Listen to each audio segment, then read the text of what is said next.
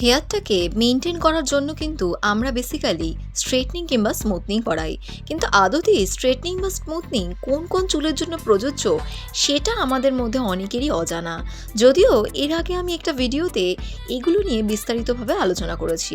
Description বক্সে তার link দেওয়া রইল। কিন্তু আফটার স্ট্রেটনিং বা স্মুথনিং 6 থেকে 8 মাস কাটতে না কাটতেই হেয়ারের ব্রেকেজ শুরু হয়। আর সেটা হয়ই সঠিকভাবে হেয়ার কেয়ার না করার জন্য। এই সমস্ত সমস্যাগুলোকে ব্যালেন্স করার জন্য হেয়ার এক্সপার্ট জাভেদ হাবিব কিছু টিপস দিয়েছেন। নমস্কার, বিউটি ওয়ার্ল্ডে আরও একবার আপনাদের স্বাগত। ভিডিওটি দেখার আগে রিকোয়েস্ট রইল একটা লাইক, শেয়ার আর সাবস্ক্রাইব করবেন। স্ট্রেটনিং কিংবা স্মুথনিংয়ের পর 3 ডেজ হেয়ারে জল লাগানো কোনো মতেই উচিত নয়। 3 দিন পর পার্লারে হেয়ার ওয়াশটা নেওয়াই বাধ্যতামূলক, বিকজ হেয়ারে হিট দেবার পর প্রপার এফেক্ট আসতে ওই 3 দিন সময় লাগে। এর আগে যদি হেয়ারে জল লাগানো হয় তাহলে সেই এফেক্টটা আর আসে না।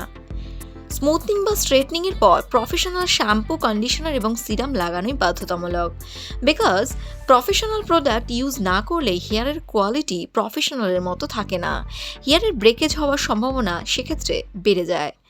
আফটার স্ট্রেটনিং কিংবা স্মুথনিং হেয়ার শক্ত করে বাঁধা বা বেনুনি করা বা নানান রকম কোনো হেয়ার স্টাইল এক্সপেরিমেন্ট করা একেবারেই অ্যাভয়েড করা উচিত।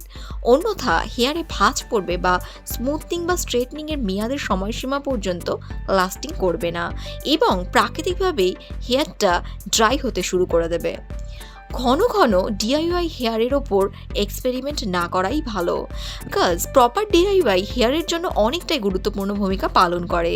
কিন্তু আফটার স্ট্রেটনিং কিংবা স্মুথনিং ডিআইওয়াই অ্যাপ্লাই করলে নিউবর্ন হেয়ারগুলো খুব তাড়াতাড়ি গ্রোথ হতে শুরু করে এবং হেয়ারের কিউটিকলসগুলো দাঁড়িয়ে থাকে, যেটা দেখতে অত্যন্ত দৃষ্টিকটু লাগে। স্ট্রেটনিং বা স্মুথনিংয়ের পর মাথার স্ক্যাল্পকে সবসময় অবশ্যই পরিষ্কার রাখা দরকার। তার জন্য রোজ নয়, সপ্তাহে 2 থেকে 3 দিন শ্যাম্পু ইউজ করা এনাফ। এই সব কিছুর পর 15 থেকে 21 দিন পর পর অবশ্যই একটা ভালো মানের হেয়ার মাস্ক হেয়ারে অ্যাপ্লাই করা বাধ্যতামূলক। এই কয়েকটা টিপস মেনটেন করলে স্মুথনিং কিংবা স্ট্রেটনিংয়ের মেয়াদ অনেকটাই বেড়ে যাবে। উপরন্তু হেয়ারের কোয়ালিটি এবং হেলদি ক্রমাগত উন্নত হবে, এটা নির্ধারিত।